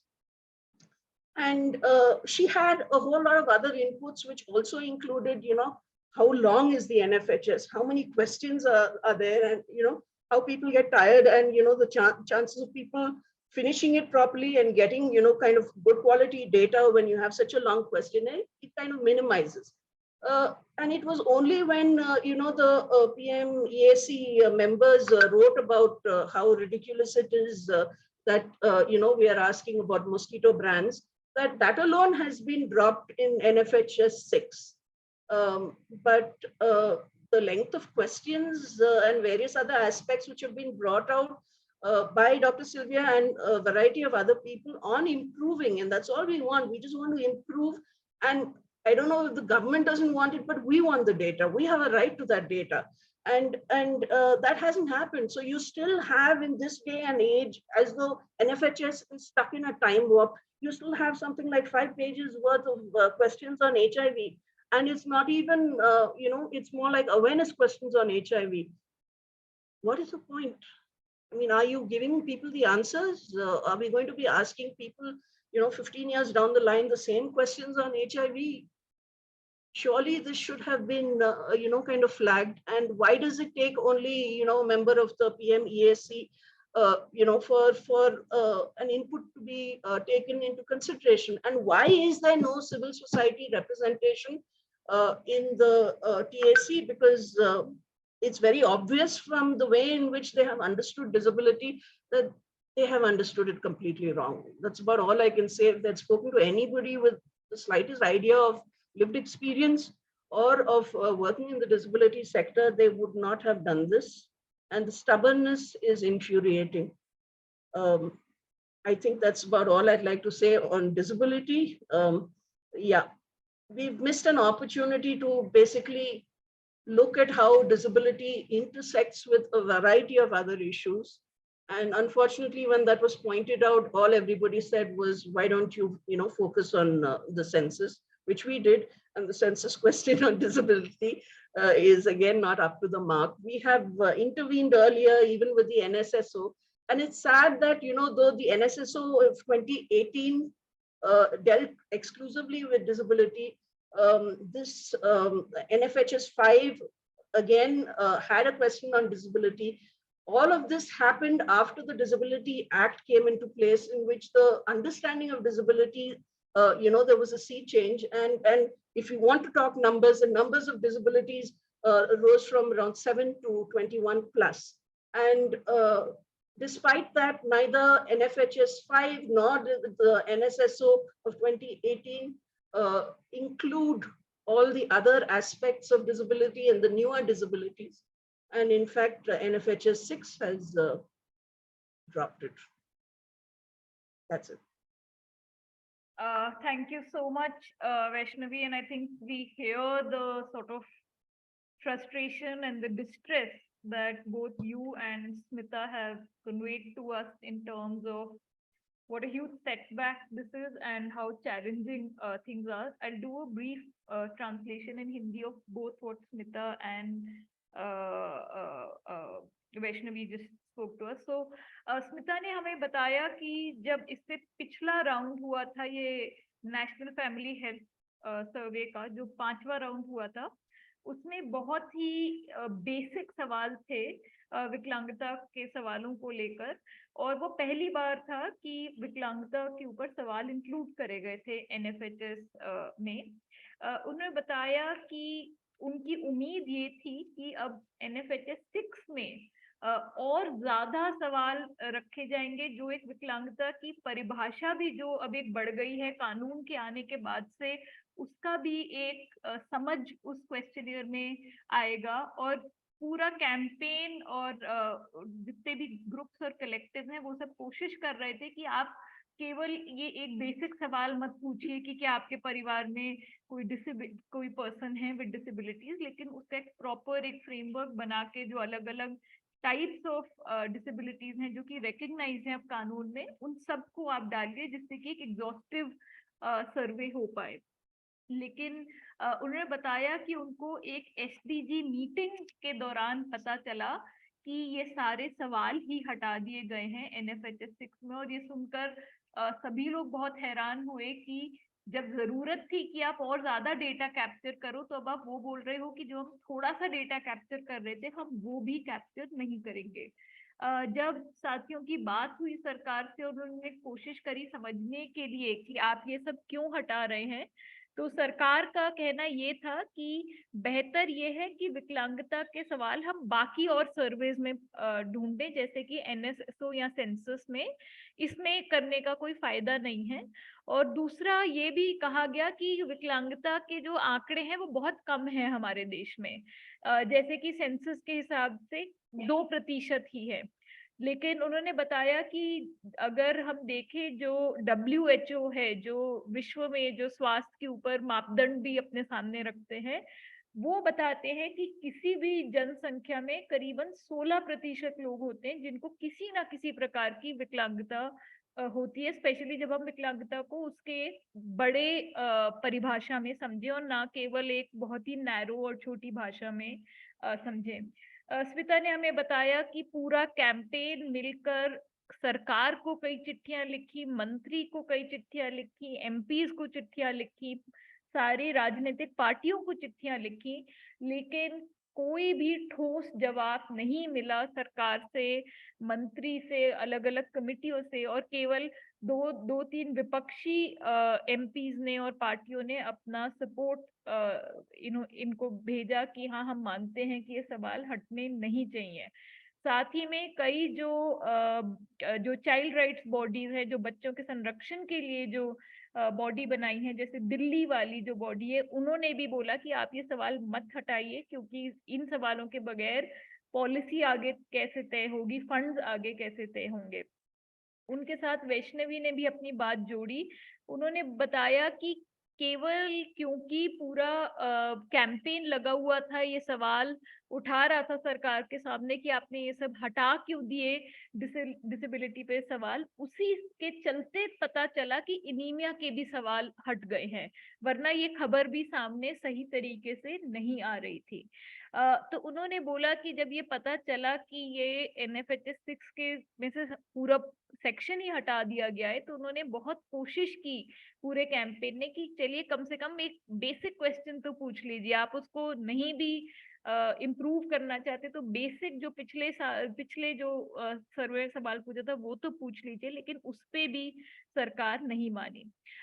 उन्होंने बताया कि actually तो बहुत जरूरी है कि disability को हर एक सर्वे में मेजर किया जाए, और जैसे जैसे उसकी परिभाषा में और समझ आ रहा है कि कितने अलग अलग प्रकार की हैं डिसेबिलिटीज और किस चीज को हम डिसेबिलिटी बुलाते हैं, तो ये जरूरी है कि हम उसको मेजर करें, क्योंकि ये पूरी एक अंडरस्टैंडिंग ही हमारी तभी बनेगी कि किस प्रकार से हम डिसेबिलिटी को समझ रहे हैं और कितने लोगों को किस प्रकार के मदद की जरूरत है। उन्होंने ये भी बताया कि सरकार की मंशा से ये भी नजर आता है कि सरकार समझती है कि जो डिसेबल्ड जनसंख्या है केवल वही डिसेबल्ड रहेगी, मतलब वो ये नहीं देखते कि हो सकता है कि बहुत सारे और लोग की कोई और डिसेबिलिटी आ गई हो। और उन्होंने बताया कि ये हम सबको समझने की जरूरत है कि किसी भी समय पर कोई भी व्यक्ति को किसी भी प्रकार की डिसेबिलिटी का सामना करना पड़ सकता है। तो सरकार की जो एक मंशा समझ में आई वो ये थी कि अगर 3 साल पहले 2% था तो अभी भी 2% ही होगा, तो हम इसको क्यों मेजर करें।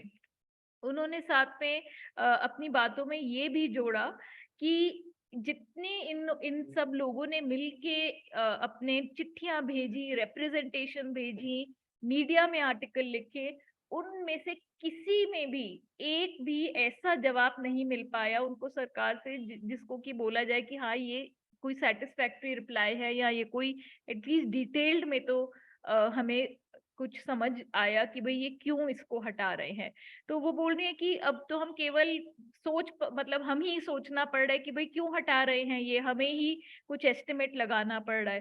तो उन्होंने बोला कि या तो ये इसको इसलिए नहीं कर रहे क्योंकि वो सच में सोचते हैं कि भाई एक बार जब हमने नाप लिया कि 2% लोग डिसेबल्ड हैं तो वही रहेगा, जरूरत ही नहीं है उसके बियॉन्ड नापने की। या फिर उन्होंने बोला कि क्या पता कि इसके पीछे कुछ राजनीति हो कि यदि ठीक से नापा हमने डिसेबिलिटी को तो कल को फिर उसके लिए आपको फंड्स भी और बढ़ा के देने पड़ेंगे, आपको पॉलिसी एलोकेशन, आपको पॉलिसीज भी बनानी पड़ेंगी, तो हो सकता है कि इसलिए भी ना उन्होंने करा हो। और उन्होंने बोला कि इतना आसान है सरकार के लिए केवल ये बोलना कि ठीक है हम कम से कम पुराने सवाल तो जोड़ दें, लेकिन उस पे भी बिल्कुल सरकार नहीं हिली है। साथ ही उन्होंने ये भी बताया कि कुछ और साथियों ने जिन्होंने काफी काम करा है, जैसे सिल्विया भी एक है साथी जो राइट टू फूड कैंपेन से भी जुड़ी हुई है, उन सब ने दर्शाया है कि किस तरीके से एनएफएचएस में एक्चुअली बहुत सारे ऐसे सवाल हैं जो हटाए भी जा सकते हैं, जो टाइम कंज्यूमिंग है। जैसे उन्होंने बताया कि एक पूरे सवाल थे कि कौन सा मॉस्किटो नेट मतलब मच्छरदानी का कौन सी कंपनी का आप इस्तेमाल करते हैं, और केवल जब उसके ऊपर टिप्पणियां आई और प्रधानमंत्री के जो इकोनॉमिक एडवाइजरी काउंसिल है उन्हीं की टिप्पणी आई तभी उनको हटाया गया।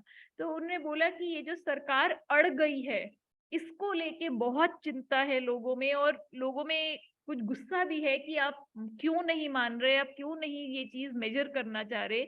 और उन्होंने ये भी सवाल उठाया कि जो टेक्निकल कमिटी है एनएफएचएस में, उसमें कोई भी सिविल सोसाइटी की रिप्रेजेंटेशन क्यों नहीं है, उसमें जो लोगों का लिव्ड एक्सपीरियंस रहा है, जो जिनको खुद डिसेबिलिटी का एक्सपीरियंस रहा है, ऐसे कोई भी लोग आप उनकी ना बात सुन रहे हैं, ना उनके साथ एंगेज कर रहे हैं, और ना ही कमिटी में उनकी कोई भी सदस्यता है। सो दोनों साथियों ने बहुत ही स्पष्ट रूप से हमें समझाया कि पूरे क्या क्या चिंताएं हैं और क्या क्या राजनीति भी है इन NSPHS 6 के दौरान, जो ये डिसेबिलिटी के भी सवाल हटाए गए हैं उन सबको लेके। तो आप दोनों का बहुत बहुत धन्यवाद, और उम्मीद है कि कुछ कैंपेन से कुछ सरकार कुछ सुने और कुछ जोड़ने की भी कोशिश करे, वरना आगे जाते हुए डेटा भी हम लोग कैसे एक्सेस कर पाएंगे और कहाँ से आएगा कंट्री वाइड डेटा, वो एक बहुत बड़ा प्रश्न चिन्ह हम सबके सामने बन जाता है। मैं अब अगले बुलाना चाहूंगी अंजलि भारद्वाज जी को। अंजलि एसोसिएटेड है national campaign for people's right to information के साथ, और साथ ही में सतर्क नागरिक संगठन और राइट टू फूड कैंपेन के साथ भी। और हमने अपने तीनों स्पीकर से बात सुनी सेंसस के बारे में। तीनों स्पीकर्स ने अपनी बातों में कहीं ना कहीं कुछ सेंसस का भी रेफरेंस दिया। तो अंजलि, हम आपसे समझना चाहेंगे कि हम मीडिया में लगातार पढ़ रहे हैं कि सेंसस 2021 बार बार डिले हुए जा रहा है। हर कुछ महीनों के बाद एक न्यूज रिपोर्ट आती है कि अब दोबारा से डिले हो गया है, और जो अब लेटेस्ट रिपोर्ट आई है वो तो ये बोल रही है कि 2024 के चुनाव से पहले तो अब सेंसस मतलब होने की कोई आशंका है ही नहीं। तो आप कैसे ये देखते हैं कि जो ये सेंसस डिले हो रहा है, इसका लोगों के अधिकारों पे क्या इम्पैक्ट पड़ रहा है? और साथ ही में हम आपसे थोड़ा सा ये भी सुनना चाहेंगे कि जो ये डेटा प्रोटेक्शन बिल आने वाला है मॉनसून सत्र में, इसको आप कैसे देखती हैं, और इसका क्या इम्पैक्ट होगा पूरे डेटा रिजीम पे, कि डेटा कैसे स्टोर होता है, क्या उसके सेफ गार्ड्स हैं, और हमारा जो एक अधिकार है डेटा लेने का, उसके ऊपर भी क्या इम्पैक्ट होगा। So over to you Anjali for the next 10 to 12 minutes। बहुत बहुत शुक्रिया अमृता। अभी जो सारी बातें हुई उसमें मेरे ख्याल से हम सब इसी चीज से जूझ रहे हैं कि आंकड़ों का खेल है, और हम शुरू से यही कहते हैं कि लोगों को आंकड़ों में केवल आंकड़ों के लिए डेटा इंफॉर्मेशन और data for the sake of information और डेटा नहीं चाहिए। वो इसलिए चाहिए लोगों को आंकड़े क्योंकि जब तक लोगों के पास आंकड़े नहीं होंगे, सूचना नहीं होगी, डेटा नहीं होगा, तब तक वो अपने अधिकार हासिल नहीं कर सकते। मेरा ये स्पष्ट मानना है कि हमारे देश की सरकार ये समझ चुकी है कि अगर वो आंकड़े रखती ही नहीं, कंपेरेबल डेटा रखती ही नहीं, तो लोगों का जवाबदेही, जो सवाल पूछने का अधिकार है, जवाब लेने का अधिकार है, वो ही नहीं बचता फंडामेंटली। अगर हम देखें लोकतंत्र में हमें दूसरे तरीके की सरकारों से हम कैसे अलग हैं? हम अलग हैं क्योंकि हम सवाल पूछ सकते हैं, हम सरकार से सूचना ले सकते हैं, डेटा ले सकते हैं। सरकार ये समझ गई है कि no data means no accountability. अगर आंकड़े नहीं हैं तो जवाबदेही नहीं है। और हमने देखा है कि ये केवल सेंसस की बात नहीं है, ये केवल अब अनीमिया की या डिसेबिलिटी के जो सवाल हैं उनकी बात नहीं है। सरकार लगातार ये कर रही है। आप सरकार से पूछिए, चाहे हम तो नागरिक हैं, हम सवाल पूछ रहे हैं, पार्लियामेंट में भी जब सवाल पूछे जा रहे हैं कि भाई कोविड के समय पे, महामारी के समय पे कितने लोग चल के जा रहे हैं, कितनी मौतें हुई माइग्रेंट वर्कर्स की, सरकार ने कहा डेटा नहीं है। सरकार से पूछा गया कितने लोगों को ऑक्सीजन ना मिलने के कारण उनकी मौतें हुई, सरकार ने कहा डेटा नहीं है। सरकार ने जब कंज्यूमर एक्सपेंडिचर सर्वे किया और उसमें उनके मतलब की बातें नहीं निकली, इनकन्वीनियंट डेटा इकट्ठा हो गया, तो सरकार ने कहा हम वो डेटा रिलीज ही नहीं कर रहे। पता नहीं कितने साल तक उस पर बैठ गए, सरकार ने कहा हम डेटा ही रिलीज नहीं करेंगे। अब तो बात आ गई है सेंसस पर। अब देखिए सेंसस जो है हमारे देश में, अगर हम कहते हैं कि हर 10 साल पे होता आ रहा है, हर दशक में ये एक्सरसाइज होती है, ये इतनी फंडामेंटल एक्सरसाइज है क्योंकि इसमें तमाम जो हमारे देश की जनता है उसका डेटा कलेक्ट हो रहा है, एक जगह पर होता है, लोगों को समझ में आती है, उससे पॉलिसी, उससे शोध होता है, उससे नीतियां बनती हैं। और अगर डेटा नहीं होगा तो सवाल कैसे पूछे जाएंगे ये सरकार समझती है। वंदना प्रसाद सवाल कैसे पूछेंगी कि राइस फोर्टिफिकेशन की क्या जरूरत है और अगर आपने की तो उसका क्या फायदा हुआ, अगर बेसलाइन डेटा ही नहीं होगा या फिर हम नया डेटा जो है उसको क्रिएट ही नहीं करेंगे। राइट टू फूड कैंपेन क्या सवाल पूछेगा, डिसेबिलिटी राइट्स कैंपेन क्या सवाल पूछेंगे। तो आज सेंसस के ऊपर प्रहार है, सेंसस हो ही नहीं रहा। अब 2021 में सेंसस होना था, सरकार ने कहा कोविड है, महामारी है, हम 2021 में सेंसस नहीं कर सकते। ठीक है, समझ में आती है, आपने लॉकडाउन करा, गलत करा, सही करा, उसे छोड़िए, लेकिन आपने कहा कि हम अभी सेंसस नहीं कर सकते। उस 2021 के बाद तो सब खुल गया, सारा कुछ चलने लगा, लेकिन सेंसस नहीं हुआ। और सेंसस का जब सरकार से सवाल पूछा गया कि आप सेंसस क्यों नहीं कर रहे, आप कब करने वाले हैं, तो अब सरकार कहने लगी है कि अभी तो हमने ये निश्चित ही नहीं करी तारीखें कि सेंसस कब होगा। ये सिर्फ हमें नहीं कह रही सरकार, ये सुप्रीम कोर्ट में जब कोर्ट ने इस मामले को उठाया कि महामारी के समय, कोविड महामारी के समय इतने लोग जो माइग्रेंट वर्कर्स थे, प्रवासी मजदूर थे, उन्हें खाने की दुविधा थी, उनके जीवन पर इतना प्रभाव पड़ा, उस समय पे जब कोर्ट ने एक केस शुरू करा सुओ मोटो माइग्रेंट वर्कर्स की जो मिजरीज और प्रॉब्लम्स को लेकर, उसमें कोर्ट ने कहा कि आप लोगों को राशन दीजिए, लोग भूखे ना रहें। तो सरकार ने कहा कि देखिए हम तो 80 करोड़ लोगों को राशन दे रहे हैं नेशनल फूड सिक्योरिटी एक्ट के तहत, लेकिन कोर्ट में जब बातें रखी गई तो कोर्ट ने कहा कि कम से कम 10 से 12 करोड़ लोग ऐसे हमारे देश में हैं जिनके पास एनएफएसए के तहत भी राशन कार्ड होना चाहिए था, लेकिन नहीं है क्योंकि सेंसस नहीं हुआ 2021 का। वो कारण ये है कि नेशनल फूड सिक्योरिटी एक्ट जो खाद्य सुरक्षा कानून है, उसमें लिखा गया है कि अर्बन एरियाज में अप टू 50%, 50% तक लोगों को राशन कार्ड दिए जाएंगे, उन्हें राशन मिलना चाहिए, और अप टू 75%, 75% लोग जो आबादी है जो कि ग्रामीण क्षेत्र में रहती है, उन्हें राशन कार्ड मिलना चाहिए, उन्हें राशन मिलना चाहिए।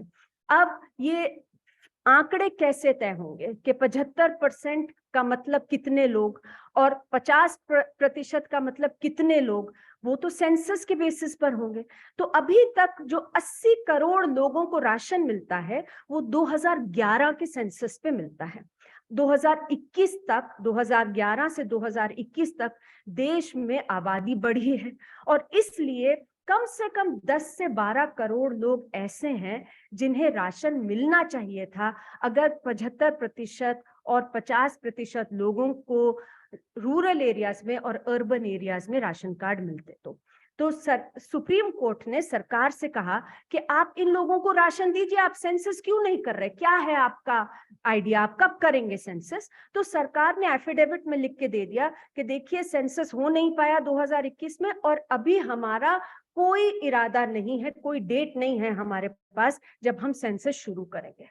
तो कोर्ट भी समझ गया कि सरकार क्या कर रही है, सरकार की क्या मंशा है, और सेंसस ना होने का, ये सूचना या आंकड़े इकट्ठे ना होने का लोगों के खाद्य सुरक्षा पर, लोगों के भोजन के अधिकार पर क्या प्रभाव पड़ेगा।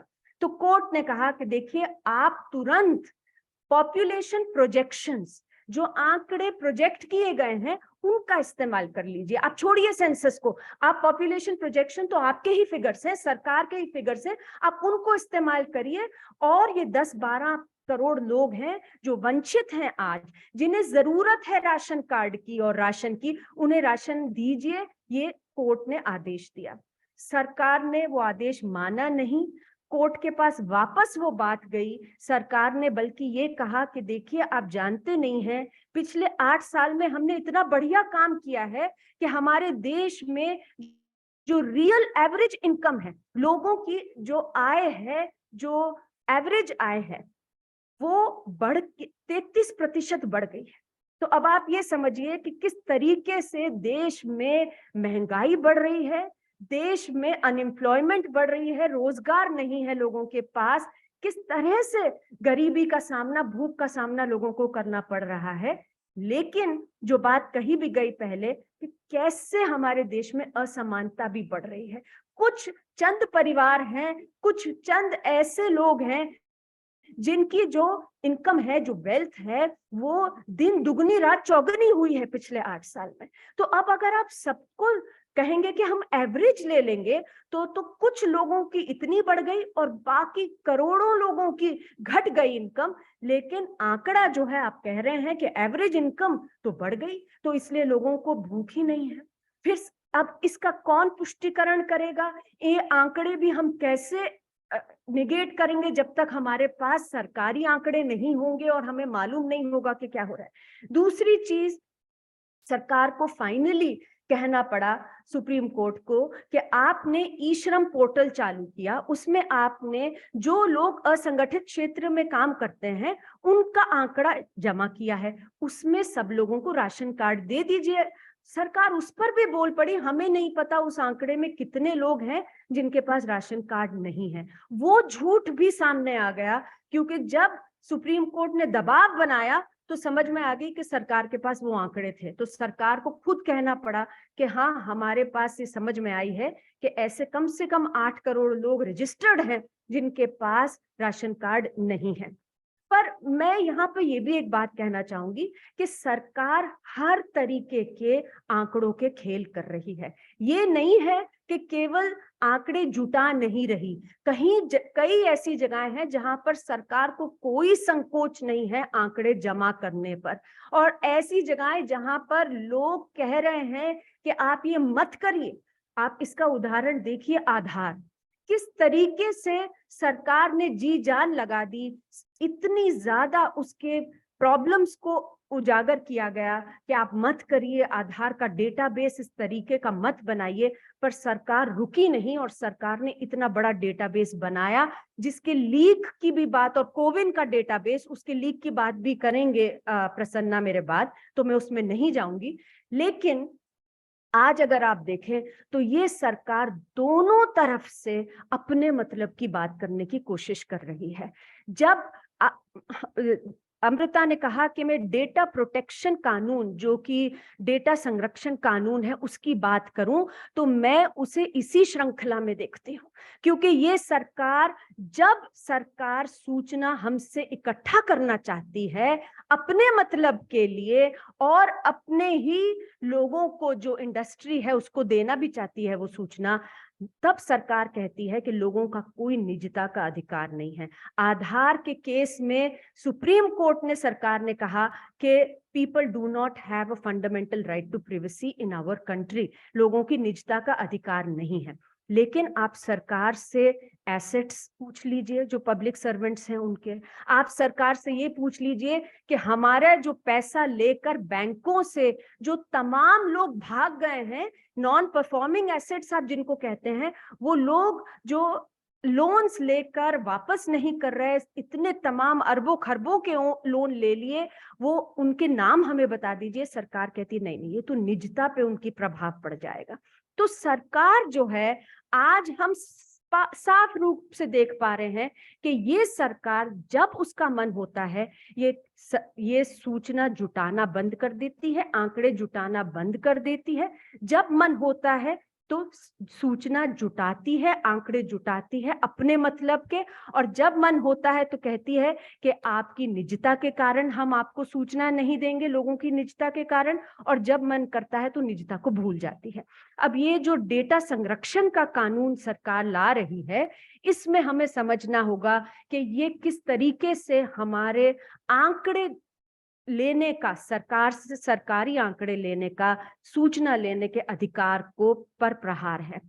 हमारे देश में जो सूचना का अधिकार कानून है, उसमें धारा 8 में 81J जो है, 81J धारा जो है, उसमें लिखा गया है कि हम कोई ऐसी सूचना नहीं ले सकते जो किसी की भी निजता को गलत तरीके से, अनवारंटेड इन्वेजन ऑफ प्रिवेसी करे, गलत तरीके से उनकी निजता का प्रहार हो।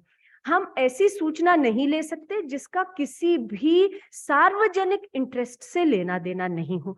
तो सूचना के अधिकार कानून में ये लिखा है कि बाकी सब सूचना हम ले सकते हैं एक्सेप्ट वो सूचना जो धारा 8 में है, और उसमें निजता के ऊपर पूरा एक सेक्शन है।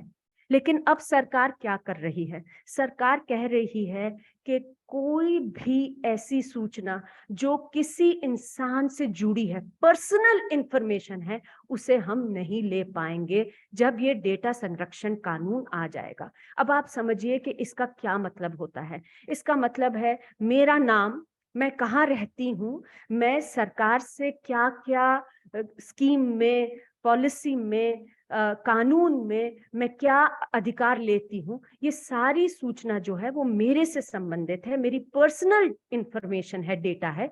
और ये कानून अब ये कह रहा है कि इस तरीके की सूचना हम सरकार से नहीं ले पाएंगे, केवल अपने बारे में ले पाएंगे।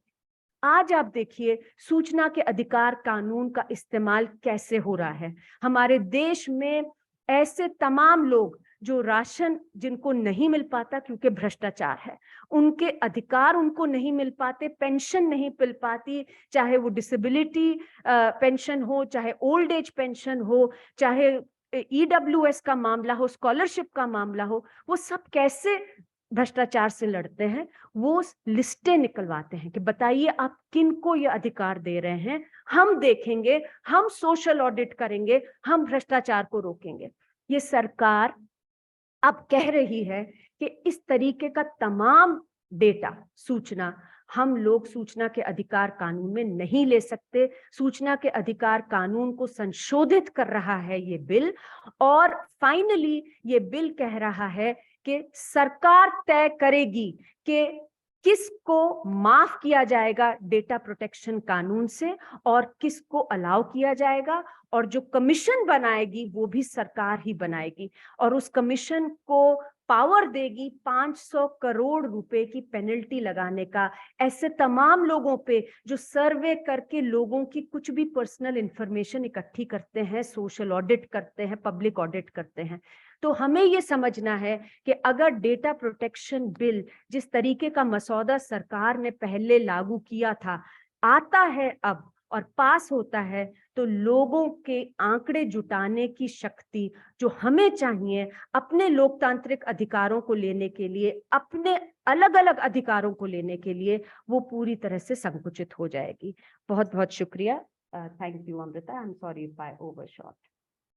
बहुत बहुत धन्यवाद अंजलि आपका। आपने दोनों मुद्दे पे काफी कम समय में आपने पूरा समझाया कि क्या कंसर्न्स हैं, और स्पेशली जो अब आने वाले मॉनसून सत्र में जो ये नया बिल आएगा उसको भी लेकर। I'll do a brief translation in English of what Anjali said. So Anjali said that people need data and information not for the sake of simply access to information and data, but in order to empower themselves to access their other rights and entitlements, and also to seek accountability from the government. So she said, and that is the framework in which we should understand that what is the politics around data and what are these, what we are calling data games that are happening currently. She said that I think the government has understood that if they don't maintain data and information, that means that people cannot access that data, and therefore that means that they cannot seek accountability from the government. She said the government's motto seems to be no data is equal to no accountability. Therefore, if they don't collect or publish data, that means that people cannot ask them questions.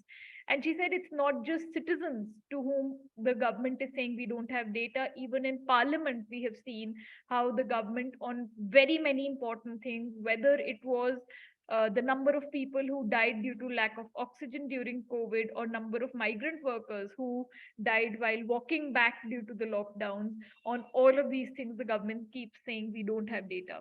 She said it's unprecedented that our decadal census has not happened. It's for the first time that the decadal census is not taking place. She said initially the government said it was on account of COVID and the concomitant lockdowns that the census was not happening. But she said now if we look at it, for a long time, everything is open, everything is back to normal. and yet the census has not happened. In fact, she said that most recently, the government has said that they have not even notified the date of start of the census. And this was said by the government in an affidavit filed in the Supreme Court. She said that during COVID, when the Supreme Court took suo moto cognizance of the distress and miseries faced by migrant workers, one of the things that the Supreme Court directed was to ensure food security for all migrant workers and for all unorganized sector workers by giving them ration cards. However, the government came back and said that we cannot issue new ration cards because we have not done the census. And they said that therefore it would be very ad hoc if we were to try and issue ration cards. When the court pressed them to say that, look, you have to find a way, because figures were showing that if the census of 2021 were to happen, an additional 10 to 12 crore people would be provided ration cards under the National Food Security Act, because the coverage under National Food Security Act, the ratios are drawn from the census figures. When the government just refused that we don't have the census figures, the court, on the urging of petitioners, agreed and directed that fine, then you use the population projections. When that was said, the government actually came back and said that that would not be the right way of doing it, because perhaps many people now do not need rations, because they said that we have figures showing that the average national income has increased by 33%. Of course, taking the huge inequality, not factoring that in, and not looking at the fact that you cannot just take a national average income in a country like India, given that there is such a huge difference between those who have incomes and those who are living at the margins. She said finally the Supreme Court had to say that fine, if you're not collecting any data, at least give it to all those who are registered on the eShram portal, which actually again comes to about 8 crore, and yet even that has not happened. She said that she looks at it as the government playing it both ways when it comes to issues of data. When it comes to collecting people's information, the government says that people have no right to privacy, and therefore they must give everything that the government asks for. But when it comes to people's right to access information, then they deny even the most basic information, such as assets and liabilities, citing privacy. She said that she sees the Data Protection Bill also in a similar light.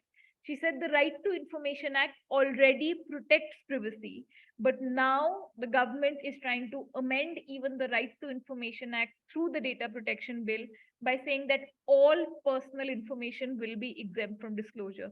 And she said that this will really very strongly impact people's ability to access information, to seek accountability from the government, especially in terms of public accountability, in terms of community accountability, because we know that right to information is most often used to access information at a community level, at a village level, at the level of a slum, saying that, please tell us how much money has been spent in Narega, who all have ration cards, how much has been given to each person, and then auditing that through social audits, through public audits and public monitoring. She said all of that will really face a huge hurdle given the amendments that the Data Protection Bill, whichever draft was last available in the public domain, what that is suggesting.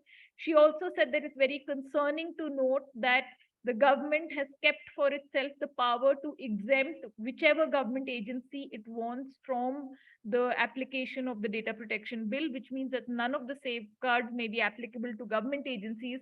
Whereas on the other hand, any campaign, any group collecting even small data for surveys and all will have to take into account all those issues of data safety, data security, etc. So she said it's very concerning that this bill will be coming soon, and we also right now don't know exactly what the provisions are, because the cabinet has approved it, but now we'll probably only get to see the bill once it reaches parliament. So thank you very much, Anjali, for that very detailed presentation. And now I would like to invite Prasanna. Prasanna is an advocate. He practices in the Supreme Court, practices in the High Court. He was also very deeply involved with litigation in the Delhi High Court on issues of food security as part of the Delhi Rozi Roti Adhikar Abhiyan case. He is also a founding trustee of the Article 21 Trust, and he's been doing a lot of work around issues of data protection and how do we see data sovereignty and people's right to not give data, but also to access data from the government. So Prasanna, over to you, and we'd like to hear from you both about how do you view things like the COWIN leak and the government response on that, and also what are the issues that you'd like to flag on the data protection bill that's going to be placed in the monsoon section. Right. Thank you very much, Amrita, for that.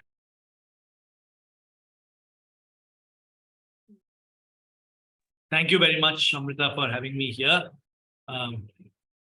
There are a number of points, weighty points that have been covered by the speakers before me, and several issues that arise. Right, I echo and I share and I second all the concerns that have been raised. We may need to go back to where this debate about data and the need for a data protection bill began. It was data protection bill was certainly it was not the government's idea that they woke up suddenly and then said this is the big idea that we have to do. There has been an increasing awareness, an increasing global and international movement toward guaranteeing better privacy rights for citizens, right? And this comes from also an inevitable movement toward more digitization and more digitalization of our lives. And this global movement, which began somewhere, perhaps we could potentially put it as mid-90s onwards, there has been this effort. And by about by 2015, I think most of the major countries had some form of privacy legislation and data protection legislation. India did not have. And it was also the context where we had the Aadhaar case that was going on in the Supreme Court, where the Supreme Court was perilously close to declaring that privacy was a fundamental right, which was problematic for the government. So in order to appease the Supreme Court at that time, 2017, they said they were going to set up a committee and explore ways of legislating a data protection legislation that would take care of all the concerns that are raised around the Aadhaar project, right? The undermining of privacy rights of citizens and all. And privacy rights itself, the idea of privacy itself by that time had expanded well beyond the rudimentary understanding that a lot of us have, that is to say, right to be left alone or secrecy, right? See, these are very rudimentary understandings of the notion of privacy. Now, the idea of privacy in a digital age has expanded much beyond, right?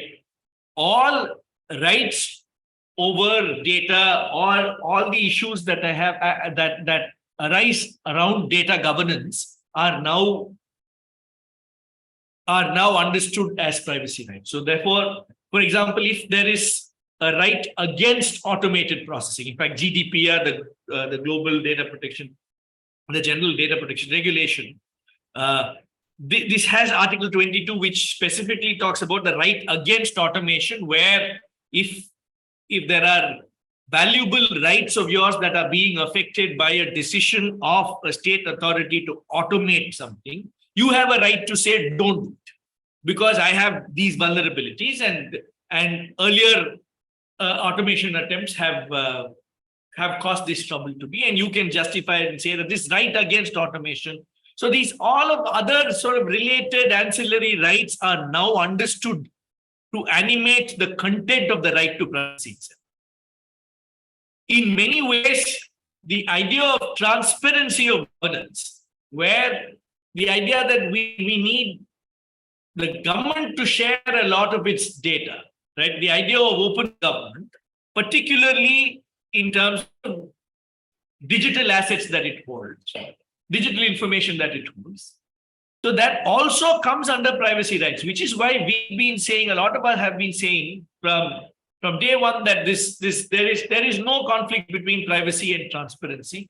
These conflicts are really in the margin. So what So what the government has consistently tried to do is to use transparent weapon to defeat privacy and use privacy as a weapon to defeat transparency. Which is why you say suddenly you will say that you'll see all that MIS data they're getting pulled from the database, saying that the people are saying these are all private information. And even when and that's a ruse for them to hide all the data about expenditure and it. And similarly, when there are privacy rights that are being violated, they'll say that this needs to be in the public domain. There are transparency activists that have won this, right? So we cannot guarantee you privacy. And this trying to juxtapose one against each other and therefore defeats the rights of transparency and privacy, both the rights. So it's in any case, the citizen is the loser, right? And if you see COWIN leaks that were brought about, that was mentioned by Amrita, so where recently it appears that the vaccination details of each and every citizen who used the COWIN app, because everybody had to use the COWIN app while in India to get themselves vaccinated and then get vaccination certificates with the very handsome photo of the Prime Minister in it, right? And all of these vaccination certificates and the details apparently were available in the dark web for anybody to download, inspect, and play around with it, and perhaps even monetize and resell and have a third level reseller. Right? And there has been zero disclosures from the government as to whether when did the breach happen, and what were the circumstances under which the breach happened, what was the mitigating efforts that the government took, what are the processual changes that they are taking so such that this breach does not happen anymore. None of this is being put out in the public domain. So where an insatiably data-hungry government, right? For everything you need to submit your Aadhaar. To get into a government office, now you need to show an ID proof, perhaps even authenticate your Aadhaar with your biometric, right? Insatiably data-hungry. For everything, you need to fill out a form with 75 fields in it, right? So this insatiably data-hungry government is I should not say uncharacteristically, it is shockingly opaque in the way it performs its functions. Right? There is very little disclosures that is made to the public. So that is why that kind of reinforces the idea that transparency and privacy go hand in hand. And then it is often the state that juxtaposes one another and creates this conflict, perhaps for its own benefit, and weaponizes this conflict. But otherwise, the conflict really is in the margin. They're two sides of the same coin, we used to say, but it's the same side of the same coin. That's the change we've made now to our framing of it. I'll pass this on for any further questions that we have, because a lot of the points were covered by the earlier speakers. I don't want to repeat any of these concerns. Thank you very much, Prasanna. And I think what you said, that this insatiable hunger for data, and then when it comes to any questions around data, the complete sort of silence that we hear and the complete opaqueness is really something that stands out. मैं हिंदी में अनुवाद कर देती हूँ कि प्रसन्ना ने हमसे क्या क्या बातें रखी. तो प्रसन्ना ने अपनी बात यहाँ से शुरू करी कि ये डेटा प्रोटेक्शन बिल जो अब आ रहा है, ये कहाँ से आ रहा है. थोड़ा सा उन्होंने उसकी हिस्ट्री के बारे में हमें बताया. उन्होंने बोला कि ऐसा नहीं है कि एक दिन सरकार उठ के बोली कि अरे ये तो जरूरी है कि डेटा प्रोटेक्शन बिल कुछ होना चाहिए और इसीलिए ये फ्रेम हुआ. उन्होंने बताया कि अगर हम देखें कि पिछले कुछ दशकों से I'm sorry, I think the interpreters are frozen on screen. Raj, do you want to just try, Atul? Okay, sorry, maybe I was frozen.